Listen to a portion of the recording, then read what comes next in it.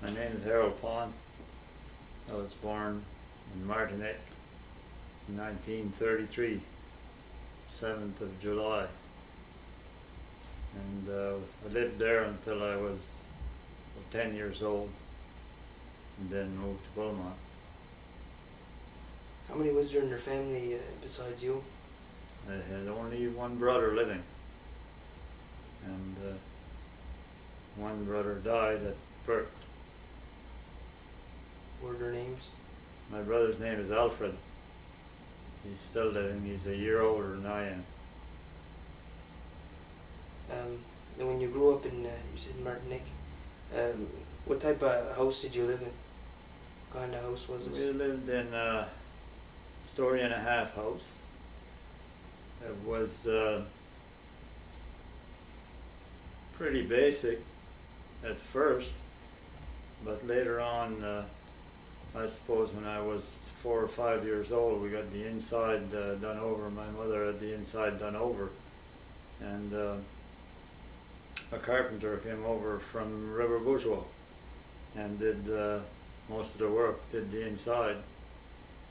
And then it was a little more modern. At least the inside walls were finished with the type of material they called wallboard, which was sort of a glorified cardboard, I guess. But it made the house a lot warmer and a lot better. Who lived around you at that time? My uncle lived next door, my father's brother. They lived next to us on one side, and on the opposite side there was a family there again of the Youngs. Their name was, the man was Paul the Young, and they had a bunch of children, 4 or 5 children. They were grown up, they were older than we were. We didn't mix with the children because of the age difference, but we knew them well, and we went over there from time to time. Who were your grandparents? What were their names? My grandparents on my father's side were Paons, and they were from Martinique. Simon Paon and his wife Alexina. What was she before? She was Young before, and her family lived in Martinique. I lived in Martinique. On my father's side, my grandfather came from Paonville, Pawns. And there are still Pawns in Paonville now that are distant relatives of ours. Like Ernest Paon. Like Ernest Paon would be one of them. Ernest Paon and his sister that lives there. What do you remember of your grandparents? Did they tell you any stories? Yes, I remember a lot of stories. I think I remember more the stories on the grandparents on my mother's side, because when my father died when I was very young, and we moved with my grandparents in Pullman, who was Henry Young and his wife Mary, and we got a lot more stories, I guess, there because we lived there with them. And I still remember a lot of the stories that my grandmother used to tell me, and she died at 91, so she had a lot of stories to tell. She died in 1954. Anything you remember in particular? Well, I remember some stand out in my mind, especially the one about she worked in the schools at the establishment of the Grushis there. They had a fish buying business, and this schools was pretty active in them days. There was a lot more work on the north side of the island than there is now, and the fishing industry, of course, was quite big. And she worked there as a housemaid. She was, I guess, around 14 years old probably then. They started young. So she worked there for her wages plus her keep. She'd get her food and lodgings and everything there. And she told me of the story. Once a month, of course, she'd be allowed to come home, like for a day, to visit her family. But when she walked through the schools, there was a hat shop there. And the hat shop was at the house where J.J. Vincent lives now, across from the school. So she always stopped at the hat shop to see what things they had there, and there was a hat there. I guess it was beautiful. She fell in love with the hat, but she didn't have enough money to buy it. So the following month she saved her money. Well, they only paid her at the end of the month, so I think she got $4 for working the month. So when she came back, the hat was still there. The following trip to see her mother, the hat was still there. So she spent the whole $4 to buy the hat. That was her month's pay. So that story always impressed me and stayed in my mind. You know. But it goes to show you how little they had in those days, like, you know. Now, when you were a kid there around the house and that, what kind of chores did your parents give you to do? Well, my mother was the only parent I had because, like I say, my father died on the day that I was 2 years old. He died on my second birthday, and I really don't remember him. But my mother worked very hard, and she was both a mother and father to us as we grew up. And of course, she did all the chores. And as soon as we got old enough to help, well, we pitched in and helped with whatever we could, like, you know. So she'd plant a garden, and we'd help her to weed the garden when she could encourage us to do it, and whatever else she had to do, like, you know, or when we got old enough to split kindling or carry in wood, or, you know, Did you guys carrying water and stuff. Did you guys ever keep any animals, any chickens? We always kept animals, always, yeah. We, not a big farm, but it was a little mixed farm, and almost every household had that in all the villages around the community. A cow, it's the basic necessity in those days. A few chickens, enough to give you eggs for your own use, and sometimes some of them would have a pig or a few sheep. We never had sheep, but we kept a pig, like, you know, one pig a year probably. Some years we might have skipped, but so that was basically it. Now, the community at that time, aside from the people who lived around you, like what did it look like? You know, like what were the buildings and all that? The buildings were not as updated as they are now. The buildings, there were a lot of houses. People were poor, and they didn't have the money to keep the houses in a good state of repair like they do now. And now, where you might see one or two dilapidated houses in the village that are kind of gray and in bad need of paint, in those days you were more likely to see two or three or a few houses that were really well painted, and more of them that looked kind of gray and in need of paint or repair or whatever, you know. Of course, the hay was all along in all the yards. There was no such a thing as lawnmowers, and besides that, they couldn't afford to cut the hay because they kept it for their cow. So as a result, all the fields had long hay up until about maybe the 15th of July or the end of July, when they would cut the hay for the animals, for the cows, for the winter, see. So up until that time, the hay was long in all the fields, like, you know. And you had chickens running around, of course, the doors, because they'd be, and then sometimes a calf would be tied to a pole in the middle of the field because he had to feed there, you know, and they had to give up a little bit of the hay for him, or and fences in every yard had a fence. You had to have a fence in order to keep the cat. And the strange thing about in those days, you built a fence to keep the cattle out. Now I see a lot of people build fences to keep their cattle in. So this is the big change that I noticed. Because in them days, when summer came and the grass got green, people turned their cattle out. They put them out of the field so that the field hay would be the use for winter hay.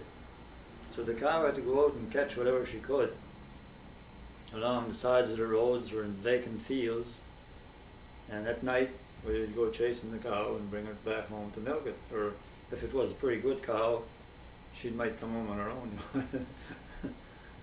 Now, at that time, what were the restaurants or any hotels or anything, or bars in the schools? Not on the north side that I can remember. not in those early days. The only thing I can remember for a place like that would be classed as a little restaurant was an ice cream parlor in the schools that an old lady, Mrs. Fougere, started. And ice cream wasn't a common thing around here. We had never heard of ice cream, but when she started this little restaurant, ice cream parlor, she called it, my mother used to take us there occasionally, and that's the first time I ever ate ice cream. And we went there, and my mother bought us a dish of ice cream, and it was quite a thing, you know. It was something that you didn't see every day. So. Now, when you were at school, what school did you attend? Well, the first school we attended was Martinic School. It was a one-room school, and it was directly below the house where we lived. So when all the kids, there weren't too many kids in the village in Martinic. There were ourselves, our next door neighbor at Uncle Walter's, there were 2 kids about our age there and one younger one. But when all the kids went to school, I found myself alone when I was around 4 years old. I wasn't old enough to go, 4 or even 5. So I used to sneak down there because it was right close to home. I'd sneak down there at recess time to play with the kids, see? So when they'd go back in, sometimes I'd sneak in, you know. But some of the older kids were trying to sneak out to try to get away from the school. So the teacher always kind of covered up for me. She let it go, like, you know. Sometimes she knew I was there. I was sitting in with the other kids, you know, with the bigger ones. But she kind of let it slide. And so I really knew the things that they were doing in primary before I started to go. So I had a jump start on. What did the school look like? What kind of school was it was only a one-room school. Like I say, it wasn't a big building. I suppose it was probably as big as half of this house, maybe. I don't remember what the exact measurements would have been. And it had a little porch on it. The porch was used more to keep firewood, so the firewood would be kept dry, you know, because they burnt firewood, yeah. And it had a pot-belly stove in the center of the room, and but the only place it was warm on a real cold day was close to the stove. The fellow that had the unfortunate luck of being at the back end of the room, well, he kept his jacket on, and the one close to the stove had to peel off because he was too warm. So. Who were your teachers at that time? There was only one teacher in the class, of course, and she taught all the grades, and the grades went up to, I believe, grade 10.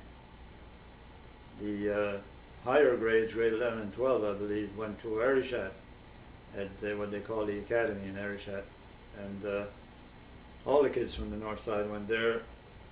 I think the schools probably taught grade 11 or 12, but they had to go there to write exams, which was provincial exams. So nobody was qualified in Martinic, certainly, to to teach grade 12.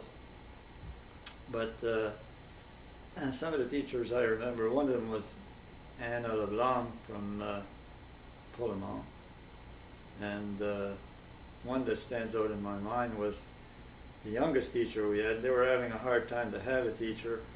Was Claire Pertus from Polemont, and she lives in Petit de Gras now. She's still living, but she was very young. They couldn't get a teacher, and I think she had grade 10. So, not being able to get another teacher, they had to give her a permit, temporary permit, and she taught the kids there in Martinic. But she was having a hard time with the kids, of course, because some of the kids were almost as old as she was, and they knew almost as much as she did, like, you know, because the kid was in grade 10 and she had only finished grade 10. So well, sometimes, of course, there was a scuffle. She was badly outnumbered, and she had a hard time to discipline the kids, you know. Was she? But all in all, it went not too bad. Was she tough at all, or was she strict? No, she lost her patience every once in a while, but she was pretty kind. Yeah, it was pretty good. What subjects did you study when you were at the school? Well, we had French and English and math, history, science.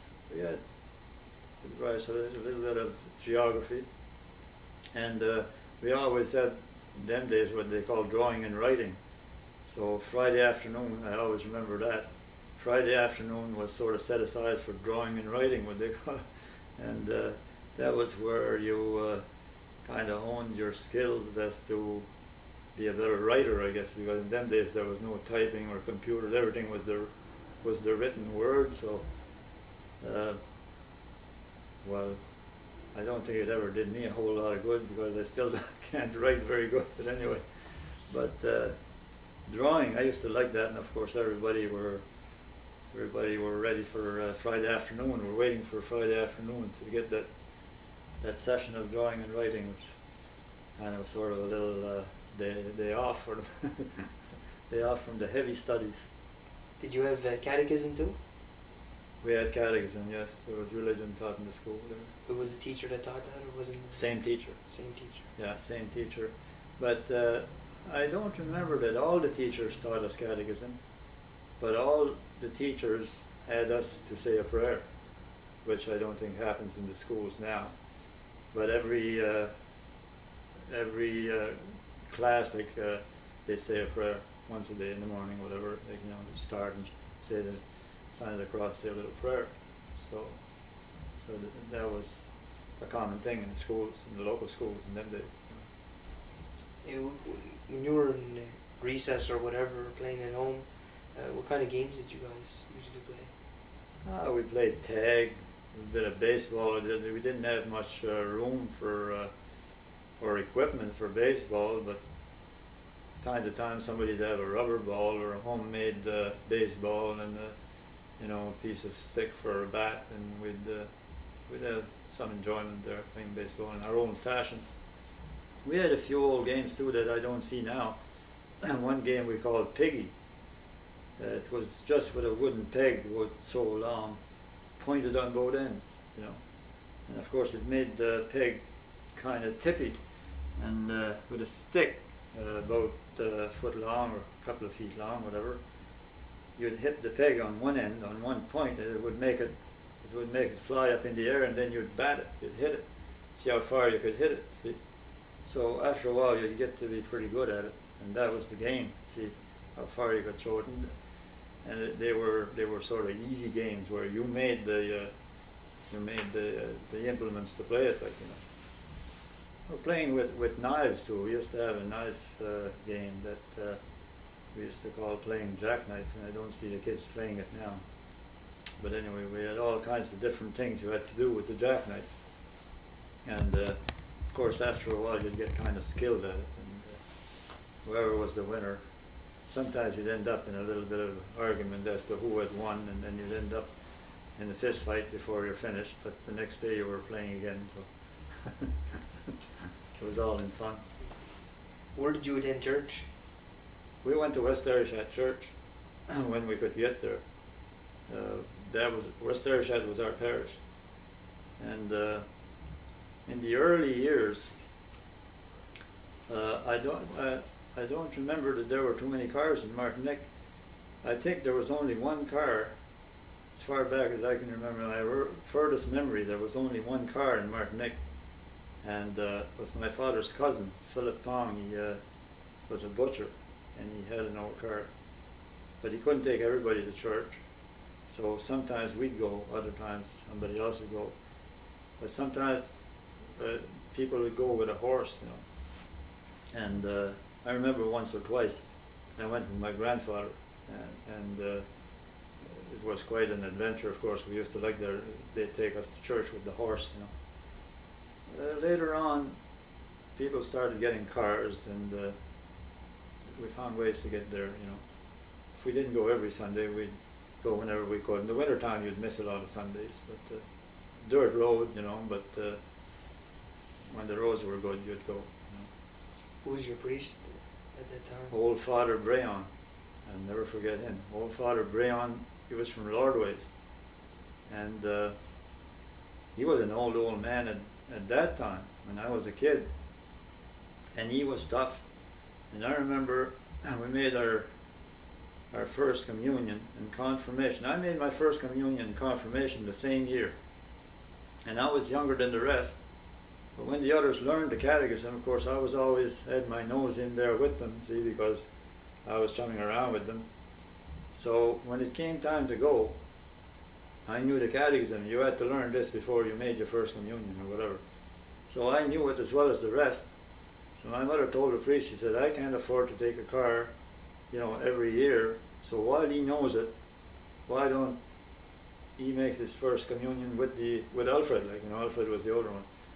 So he said, all right, he agreed. You had to be a certain age to do it. I forget now. But I was a year younger, but they pushed me through. And when it came to confirmation, it was the same thing. It was later on in the year, but they pushed me through with the rest, and that was it. So we got that done. What were the masses like back then when you went? Well, it was all in Latin then. It was all in Latin. And there seemed to be a lot more significance put into it, than what there is now. Now it's pretty informal, but then days there was a lot of emphasis put in the spiritual end of it. They were more serious about it, and there was more reverence. And the priest was respected pretty highly in the community. He was probably the smartest guy in the community. He was probably the most educated guy in the community for sure. So he had quite a bit of respect. And if something didn't go just his way, he'd pound on the pulpit, and we got to straighten this out and all this, One thing I remember about the church and going to church was that you used to have to buy your seat. Of course, now you sit anywhere at all. In them days, a lot of people went to church, and you had to have a seat. So every spring, I guess it was, they used to make a seat sale. You'd have an auction right in the church, So people would gather around, and everybody'd fight to have the best pew, So some wanted the back pews, and some wanted certain center pews or whatever. So usually the husband would buy a pew for his family, sort of thing. And if it was a small family, sometimes they'd rent out a space in the pew, for $1 or a couple of dollars or something. So the pew might have cost $7 or $8 or $12. But when they'd get bidding, see, some of the more influential people in the community, if they wanted a certain pew, they might have bid up to $25 for a pew that was only worth 10, So then a scuffle would erupt before too long, and everybody'd be fighting over who should get the pew and who shouldn't, and the priest would intervene and kind of settle everything. So you don't see that now. When you were younger, how do you remember the holidays like Christmas and Easter, and, stuff like that? Easter wasn't a big day. Of course, Christmas wasn't as big then as it is now either. Christmas wasn't commercialized like it is now. The first thing I remember about having Christmas trees and stuff like that was when I was about, I guess, 5 or 6 years old. Before that, I don't remember Christmas trees too much. I don't think we had any, because you didn't have any decorations to put on them anyway. But they had come out with these candles with holders that you put on the tree, and you'd light the candles. So it was scary as hell. Of course, I was a little kid. I didn't know, but anyway. So they'd have these candles, I don't know, a dozen or whatever, and a few decorations on the tree, but sometimes they'd make them or whatever. But they'd fasten the candle on the tree, and then they'd light the candle.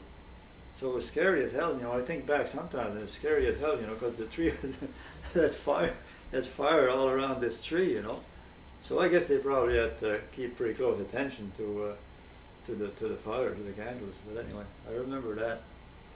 And you didn't have a load of presents. You might have got one present, And I remember one time we had come to pull them out to my grandparents here for Christmas, and they had told us to put stockings out.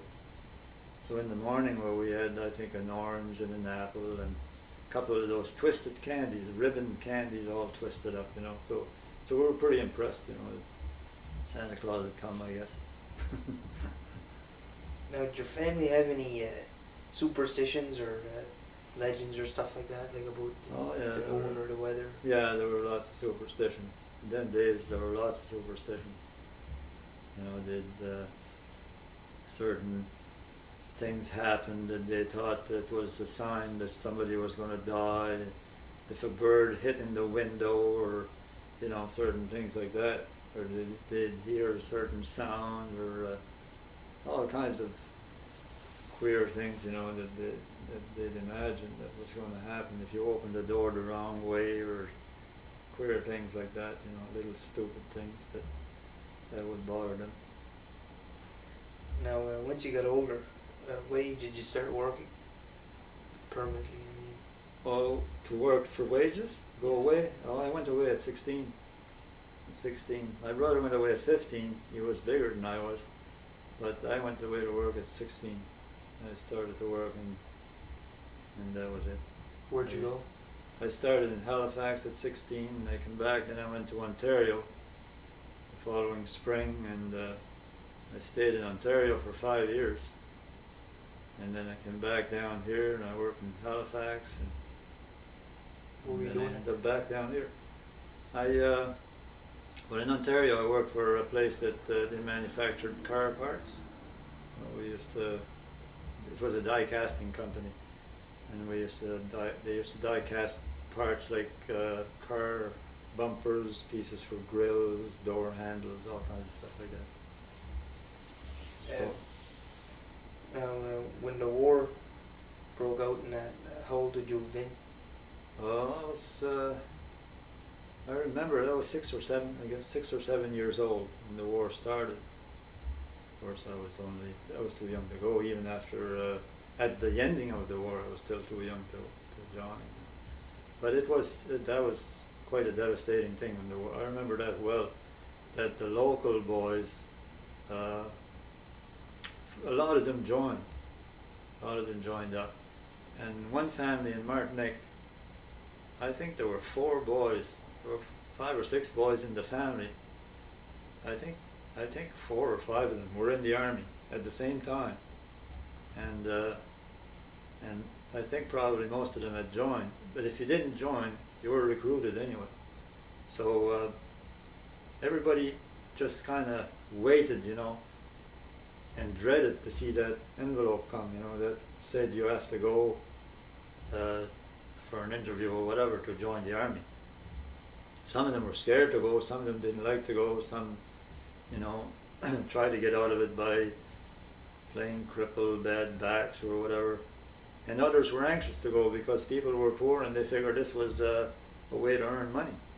And it did create, you know, an atmosphere of more work and stuff like that. Like people got sort of better off for it in that way. Boys went to war. There was less people to feed at the house. Besides that, they made money, and some of them sent money home, you know, so they benefit financially that way from the war. But unfortunately, of course, a lot of them got wounded, and that was kind of devastating for the community. Plus, everything was rationed. You couldn't buy anything. You couldn't buy gasoline was rationed, meat was rationed. You had stamps, you know, for tea. You had to go to the store and save so many stamps for sugar and stuff like that. Alcohol, liquor. You went to the liquor store. People that didn't drink used to go and buy stuff, you know, for others. So it was quite a thing. And during an emergency, like a pregnancy or a fire or something, what would you guys do for that? Well, pregnancies most of the time occurred at home, and if there was an emergency, they'd have to go to Arishat. There were no phones in Martinique, so they had to go to Arishat with a horse and get the doctor. That was pretty devastating because by the time the doctor came, the emergency was likely over, or, you know, because it would take quite a bit of time. And if the doctor got back in time, it's not very likely they send a person to the hospital, because the closest one, I guess, was probably Antigonish. And in most cases, there was no way to get there anyway, and you know, there were only a few cars, and So it would have taken the best part of the day to get to the hospital. So the results were that a lot of people died right at home. You know, that's what most of the time happened. All the babies were born right at home, right in the house, and there were no alternatives. You know, you couldn't say, well, I'll decide to have it at the hospital or at home. There was no alternative. That was it. You were going to have it there or nothing. And most of the time things went pretty well, and there were midwives that looked after, you know, babies when they were born and stuff like that. It seemed that people were tougher then, you know. They had babies and they'd be making their wash the following day, you know. I don't know. Who was your doctor at that time? Dr. LeBlanc, Dr. Emile LeBlanc, at first was our doctor, and he was a rough and tumble kind of guy. He was kind of knife happy too. I remember that we were 4 years old, and we were having problems with colds and stuff like that, sore throats. So my mother took us over there. And right away, he said, you need to have your tonsils removed. So, I guess after some consultation, she agreed. Said, all right, that's what we'll do it. To both of us, you know, 1, 2, 3, I mean, without waiting to see if things were going to heal up or get different. And I'm surprised at times when I think about it that she went along with it.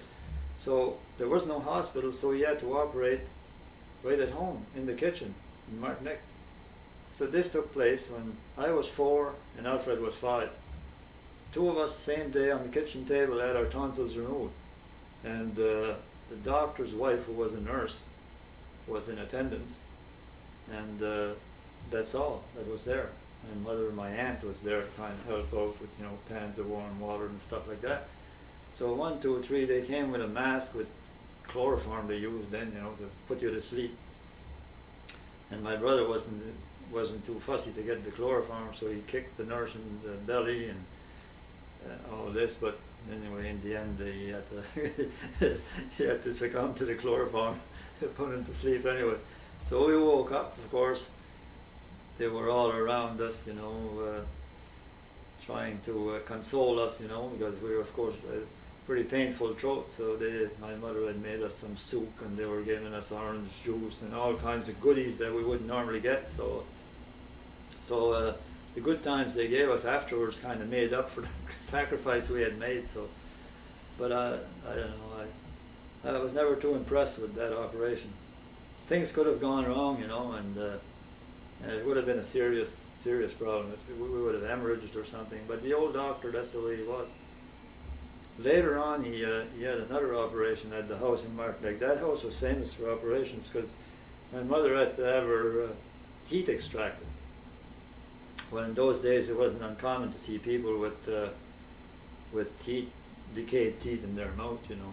And so anyway, they were quite painful, so he decided they had to come out. So I said, all right. Again, it was in the house at home, right in the kitchen. And I remember, we weren't too old then, my brother and I. So they kind of cleared us out, but we used to come in and sneak in and see what was going on every once in a while. She was sitting on a kitchen chair, and again he doctored up her gums, I guess, with something that kind of froze the gum or whatever the best he could.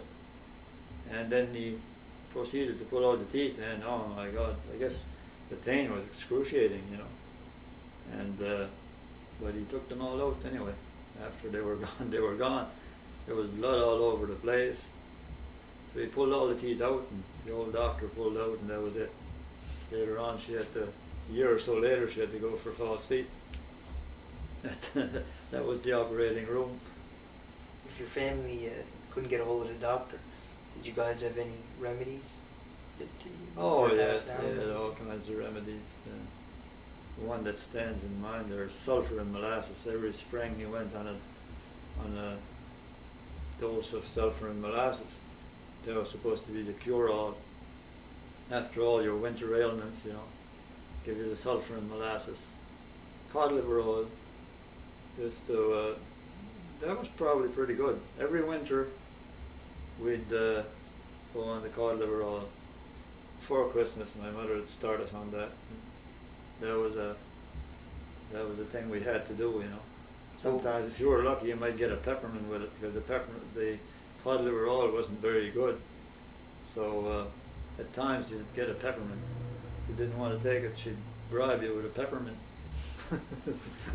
What did that do for you? The cod liver oil, what was that supposed to do? Cod liver oil was supposed to be good to keep colds away, I guess. And there's vitamins in there that are good for fighting off colds. Olive oil and cod liver oil most of the time. But there were other remedies too, you know. I remember remedies, they used to go in the woods and get these remedies. For if you were sort of run down, nervous and stuff like that, they used to go in the woods and get the roots of these goldenrod, they call it. Mix goldenrod with bark off of trees, cherry trees, or I forget what the name of the other trees, but anyway. So they used to make up this mixture with the bark and the roots of goldenrod, make some kind of a brew there, you know. And it was supposed to be good.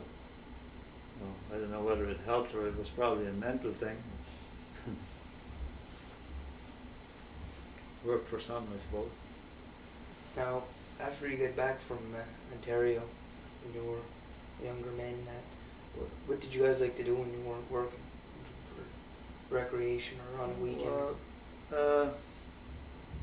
Went to dances mostly. That was about the only thing that was around here. There were card games, dances on weekends, you know. About the same as now. There wasn't as much bingo as there is now. Bingo only came later. But we used to go to dances pretty well every Saturday night, and for years and years, the band we had was Fulbert Budwell's band. Of course, you know Michel now. It was Michel's father, who was pretty well known around here. He was a beautiful singer, and Jarvis Benoit played the fiddle, and you know, yeah, related to you. That's right. Yeah, and for years they played together, and there were other people from Petit de Gras, of course, that were good musicians too. That always played. Some of the Bernos were good, you know, and Lloyd Berno played with them for a while. Played piano with them, and Jerry Landry played piano with them, and they had a good band. That went on for years, you know. Occasionally you'd get another band. Some came sometime from Sydney, or they'd have stage shows, they'd call it. That somebody come in the summertime and make a show in the upper part of the old schoolhouse in Pullman. They used that as a hall, and they'd put on a concert or a musical show, like, you know, and it was a little different, like sometimes a Western show, you know, a lot of Western songs, and so it was quite entertaining. Now, were there many rows at those dances, or was there any? Most of the time there'd be a fight, you know. One of the reasons we went were to see the fights. So if we didn't have a girlfriend that night to take to the dance, we were more or less hoping, you know, that I hope there's a good fight on tonight. So West Ayrshire was well known for fights. West Ayrshire, they used to get pretty good fights. And at the Brookside Hall, you had big Scotchmen there that used to get in brawls, you know. But West Ayrshire was pretty well known for fights. It was all just a one-night thing. The next day they were all together again, you know. Just quarrels over girls or something? Oh, quarrels over girls sometimes, or they'd just go there just raring for a fight, you know. A few drinks extra, and if nobody started, they'd give somebody a push, you know, and somebody pushed back, and first thing all hell would break loose, you know.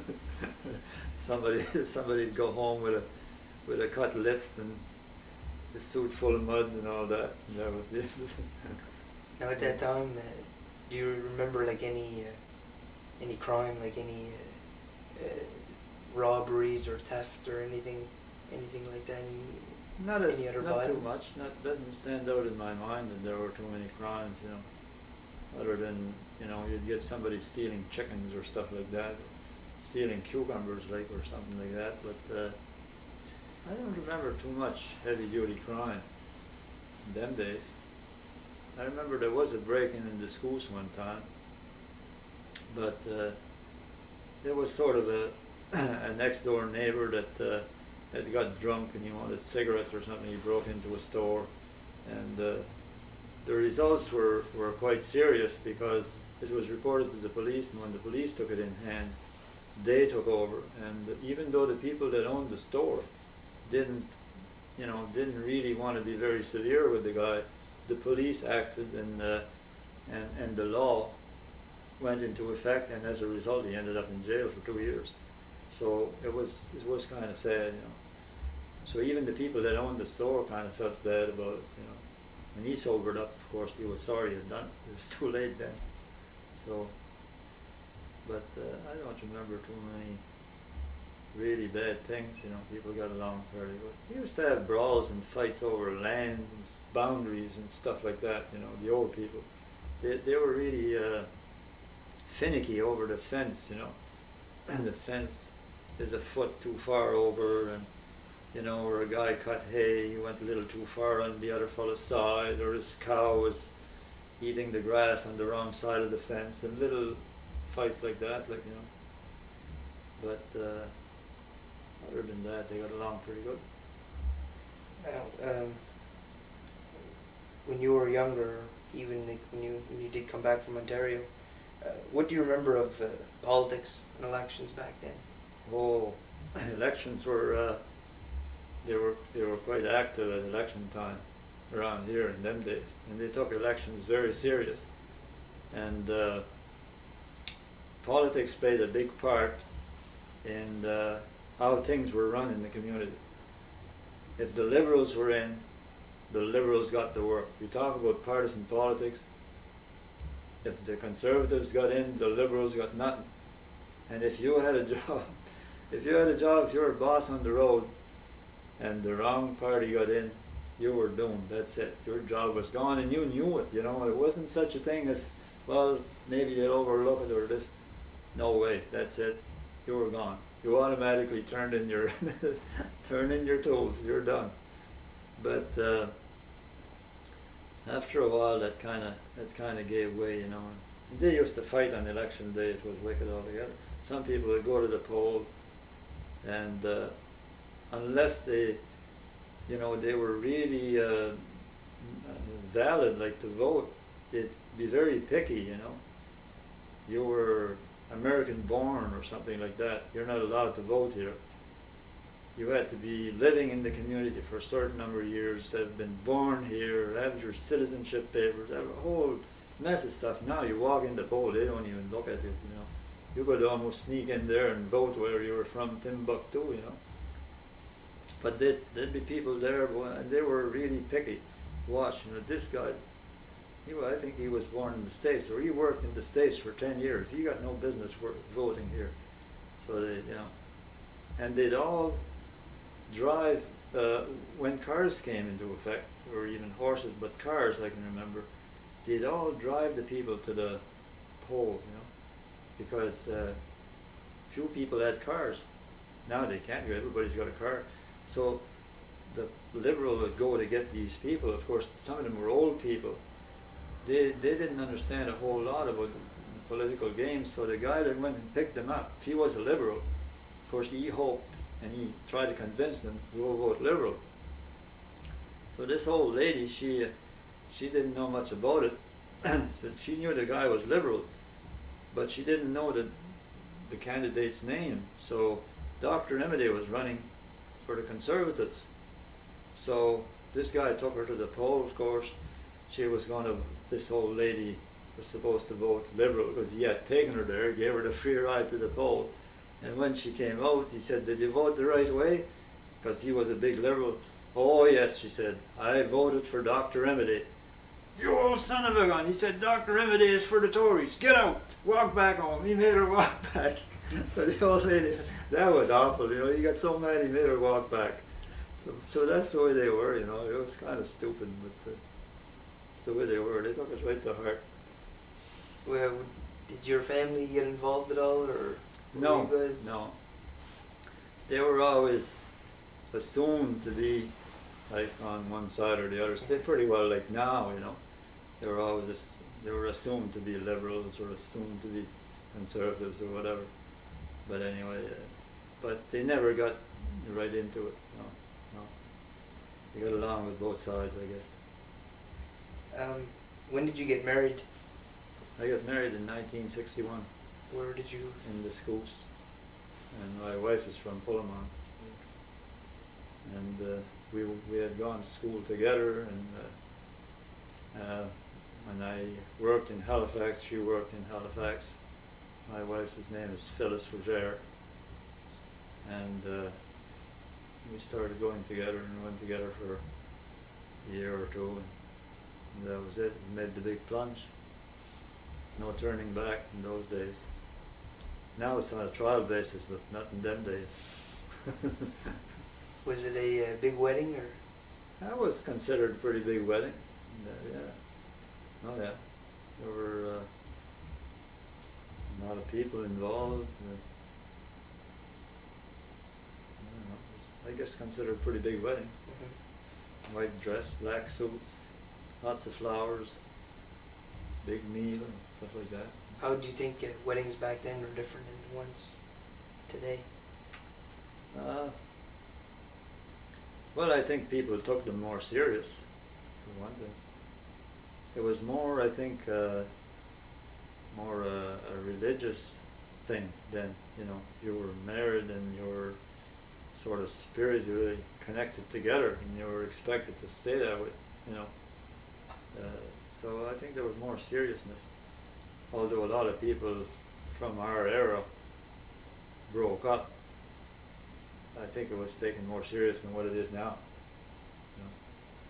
But anyway, but there are still some weddings that are, you know, that are meant to stay together, I guess, and that are pretty serious. That are taken serious. But, more, probably more church weddings in them days, rather than now. There are some church weddings, but there are a lot of weddings that can get married, you know, just sort of by the law. Like, you know, you see people getting married in a hotel lobby, or, you know, you see people married in, I saw one day people were getting married parachuting down from an airplane or something, you know, or at the bottom of a swimming pool, or crazy things like that. But I don't remember you saw things like that in those days. When did you first get a car? Oh God, I've been driving a car since I was old enough to reach the pedals, I guess. Whenever there were cars around, we used to try to get to drive them, you know. And we used to go around with a trucker from down here that used to haul flour from Sydney and stuff, and he used to take us with us, you know, we were kids, to give him a hand or just take us for a ride. And when he was gone in the store, we tried to drive the truck. So we got kind of early education in driving. When I went to Ontario, I guess I was probably about 18 or 19. I got my first car. I had been driving for quite a while then. First car I bought was a 1938 Chevy. I wish I still had it. It was a good old car. It was an old car at the time. That was in 1952, probably, 1952. And the car was a 38 Chev, and later I had a 37 Chev, convertible with a rumble seat. It was a nice car too. It was as good as the 38, and I had it for a couple of years. It was good. Oh, I had a lot of cars. I could write a book on all the cars I had. When did you first get a TV? The first TV we had, that was quite a story. My brother got married, and 1954. No, it wasn't 54. It was in 56, the year I came back from Ontario. My brother got married that year, and we lived not too far from here. We lived in Pullman at my mother's house. And the first year they got married, they stayed with us. It was just my mother and I. And televisions were just coming into being, you know. We had come back from Ontario. So we needed coal. I had a truck. So we went to Sydney. There wasn't a whole lot of money. Anyway, we scraped up money. We were going to Sydney to get a load of coal with the truck. And we went by a Sears store in Sydney, and geez, there was a big television there in the window. Oh, it looked pretty nice, you know. So we got looking at it. My brother, he was off, and he would say buy on impulse like that. Everything he'd see, gee, I'd like to have that. So saw the television. I forget what the price was now. Oh, geez, he said, let's go in and see that. So of course they turned it on, and it was quite a novelty. We had never seen anything like that too much, you know. There might have been one or two TVs in Pullman. So geez, we had a little bit of money for the coal. We spent the money and bought the television. Came home with the television. So we scraped up money anyway to get some coal. Made a loan, I think. And we went to the coal pier and got the coal. Put the TV on top of the pile of coal and come home. It was in the winter too, winter time. So geez, we had entertainment for the rest of the winter, and everybody from around, the neighbors used to come in too, you know, to see the television. It was all right. It was good, you know, something different. I think we only had one or two channels then. The reception was pretty good. An aerial on the roof, fastened to the chimney. What were the famous shows that were your favorite ones? Jeez, I don't know if I can remember. I remember the Pluff family. That was one of the early ones. Used to watch the Pluff family all the time. And I think one was called the Happy Hour. I don't remember all the shows. You know, Don Messer Show. Don Messer Show for sure was, you know, that was the standout. That was the big show everybody watched. And well, there was a show that came from Toronto. I forget now. Shirley Harmer, I believe, was on it. And we used to watch a show from Halifax too, with Anne Murray, the Sing Along Jubilee. That was a pretty good show. And it was good. There were soap operas in the afternoon, so the ladies watched that. Now the Bluff family, that was in French, right? That was in French, yeah. Now you can speak That's French. good. Yes. How much French was there around at that time, like outside of your house? There was more French then than what there is now. Much more. Like on the north side especially? Yes. Yeah. There was much more French there than now. My children, the oldest ones for sure, Michelle, didn't know how to speak English very much at all when she started going to school. She spoke French. We spoke French pretty well all the time. And when she started school, she sort of had to learn to speak English, you know. And it was a little bit intimidating to her. And I remember that, you know, that she used to say, you know, the others are all speaking English and I don't know how, but she learned within a very short time. She learned. And by the time Leanne went, which is the second oldest, well, she knew a little bit more about speaking English, but she spoke French most of the time too. And by the time Lisa went, well, they all spoke English, because after Michelle learned how to speak English in school, it seemed that it was kind of contagious, you know, and the others learned English along with her. And after a while, all the kids in the community were speaking English. It sort of kind of just grew, like, you know. It was like an epidemic. It kind of spread, and as the kids were growing up, they all kind of an evolution. They all turned to speaking English. Now, everybody speaks English. Very seldom now but if I speak to a neighbor's kid in French, he'll answer me in English, you know. I'm sure he understands me, but he'll answer me in English, you know. When you guys were together when you were kids, did you speak French to each other? All the time, yeah. There was only French spoken then. Oh yeah, when I was a kid, there was only French spoken. I don't remember speaking English. But we mixed with some English-speaking people, like, you know. So we learned English. Of course, our books were in English, yeah. But amongst ourselves, we always spoke French. Well, I guess that's it. Thank you very much to Mr. Paon. You're welcome. You're welcome. I don't know how much of a fan. Could you tell me about the quarry that used to be in Martinique? Well, the quarry was a plaster of Paris quarry, and of course what I'm telling you about the quarry is what was told to me by my grandparents, and people from the area here worked there. they used to dig out the plaster of Paris from the quarry and load it on the ships in the harbour. There was a railroad track that ran from the quarry, which is on the south side of the highway now.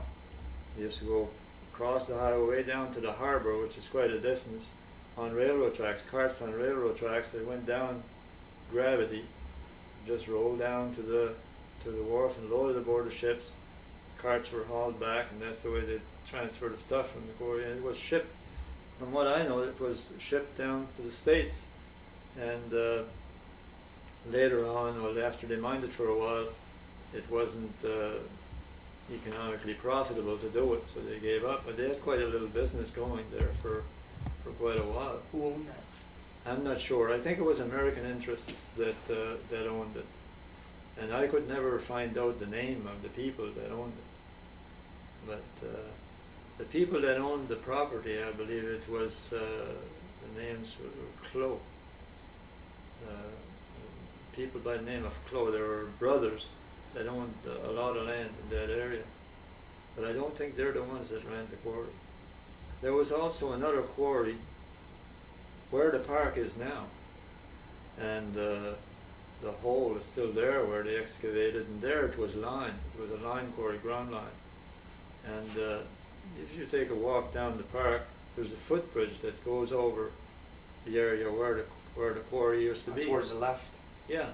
You come in. And of course, at the park, well, there's quite a bit of history there too, because that's where the ferry crossing was before the Martinic Bridge was built. And the Grand Lake Ferry. And people that I know of that ran the ferry, there might have been others. Some of the people that ran it, their name was Callback. And my mother, when she was a young girl, around 14 years old, worked there when the ferry was in operation, before the bridge was built. And this was about in 1913 or 1914. She worked there for a while for the people, doing housework and minding the kids and stuff. And everything that came from the mainland had to cross on that ferry or go by sailboat all around the island. So it was quite interesting, you know. She used to tell me stories of people would buy a cow on the Loosedale side. They had to take the cow over on the ferry, or that people came from Port Hawkesbury or wherever they came from by horse and wagon. The whole thing had to be taken across on the ferry. And the ferry was drawn back and forth by cable. It was a cable ferry. And the old, part of the old structure can still be seen there at low tide. Not too far from where the lighthouse is at the park. You see the old tiles there where they're engraved sort of in the mud where the pier was, where the ferry used to come in. So there was a beehive of activity down there at that time in the park. And of course that was the main road to the island too. To come, the road now that where we go down to the park, that was the main road from the Loosedale side to come into Ayrshire. Now after around what time was it that they took the ferry out of there? The bridge was completed in 1918, and it was strange as it may seem, it was built during the time of the Second World War. And so it makes it kind of easy to remember the time that the bridge was put there, because it was started around 1914 and completed around the time where the war ended, around 1918. And most of the gravel and sand for the bridge in Martinique was hauled by horse and cart from Rocky Bay in Paonville beaches. And it was hauled all the way by horse and cart through Discourse and Pulmont. Why Rocky Bay? That's where the best gravel was, like for mixing the concrete and all that, for making the blocks and the abutments and all that. So they hauled, it was all hauled by horse and cart, or oxen or whatever, by road, you know. And a lot of rock was hauled by boat, like, you know, big scows and stuff like that. So there was a lot of work that went on when that bridge was built. And the bridge, the steel part of the bridge was brought down from Quebec. It was built, it was a bridge that was used before, and it was brought here in sections and put up again. It was a second-hand bridge. So It was, it's the story of the bridge that as it was told to me. And when the bridge was first put there, uh, it was quite a, it was quite an attraction, sort of, for the people from Martinique and the north side of the island, you know. And they'd go from time to time to the bridge, because then there was a lot of shipping. So they'd go to the bridge to see the bridge being opened and see the boats that were going by and all that. And in 1929, my mother and father were married and they moved down from Boston. And my father got the job of bridge keeper there. He wasn't the first bridge keeper, but he was bridge keeper there for a couple of years. And I think he got $30 a month to be bridge keeper. So it was considered a pretty good job then, I guess. And he did it with a horse. The horse opened the bridge like with a big crank that you'd harness the horse with the big crank and they'd keep going in a circle and open the bridge that way. It was like a swing bridge. It was a swing bridge, yes. Yeah. Yeah. And it operated like that for years and years. Was there a big celebration when they opened that bridge? Did they have any kind of ceremony or anything? I don't. I was never told whether they did or not. I was never told. But I have pictures of the bridge when the old people, my aunts and that, used to go there and have a like a picture taking like a picture taking day, like, you know, and they used the bridge as a kind of a backstop, like, you know, background for their pictures, because they thought it was such a great thing, you know. They were going to send a picture to the States or somewhere to their family, and they wanted to show the bridge, you know. So it was quite impressive, all right, you know.